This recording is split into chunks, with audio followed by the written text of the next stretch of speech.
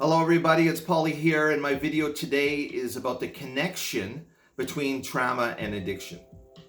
In the beginning of my addiction, I thought my only problem was with my substance of choice. I forgot the real reason I developed an addiction in the first place, or I didn't know. We must remember it's not about the substance or the behavior. The question is not why the addiction, but why the pain. Until we heal our trauma and emotional loss, addiction will continue to deal with us. And I can tell you this because I know this personally. Trauma is one of the major causes of addiction because we lose our connection to self, to our emotions, and to our spiritual essence. Unless we process these emotions at the time they occurred or a short time afterwards, they'll become stuck in our body and our mind, and they will continue to affect us throughout our lives. This is a guarantee. Here's a very startling statistic. 80% of women with drug addictions have suffered sexual abuse. 80%. And 2/3 of all substance users report abuse as children. I think we forget why childhood trauma, and that means sexual, emotional, and physical abuse, is so devastating. And here it is. One, we're vulnerable, sensitive little children. I mean, just grab a picture of yourself at 4 or 5 years of age and take a look at it. And imagine if something drastic was happening to you. Two is, the child's brain is still not fully developed. In fact, from 0 to 4, a child's brain development goes from 25% at birth up to 90% at around 3 or 4 years of age, which is the most critical time. And trauma prevents this important wiring that needs to happen to feel connected to self, others, and life.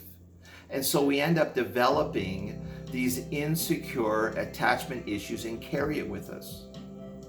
4, children under the age of 4 usually won't remember the abuse, and they'll feel confused, unsafe, and insecure about life without knowing why.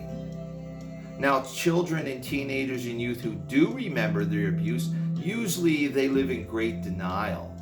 And so they create what is known as the false self to psychologically survive. And this is what I did. I had an identity crisis as a little boy from living in the environment that I was. And I created what I call the mistaken identity. It's how I dealt with my past. I really didn't know who I was. The mistaken identity was my now response to the pain. And there was nothing as painful as living a fake, fearful life. And so it's no wonder that eventually I found my substance of choice. And then addiction becomes like a snowball, and it rolls down this hill. You see, it's not only the addiction that grows through the wiring, but the mistaken identity grows. And so together, as they both grow, my life just got worse and worse and worse. Now, there is this funny statement, and kind of sad, and it goes like this. We spend our childhood wanting to grow up, but then we end up living our adulthood trying to undo our childhood. And a lot of the times we're unaware of it. In other words, our childhood and past programming is still running the show, and we're reacting to it, not to life itself. Remember, the more we avoid dealing with our trauma and pain, the worse the addiction will get. Because our surest way to hell is trying to run away from hell. Wounds are anything that disconnects us from ourselves, from our true selves. And our healing is all about reconnecting back to that true nature of spiritual being. And I wouldn't have made it had I not done this work. We must face it all, and that means stop running from the hell. We are not the pain. We are not the trauma. We are not this hell. It's not who we are. We are the light beyond all of it. But it requires a ton of work.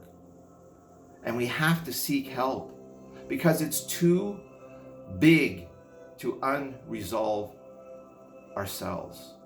We need help. Trust me, I know. Namaste.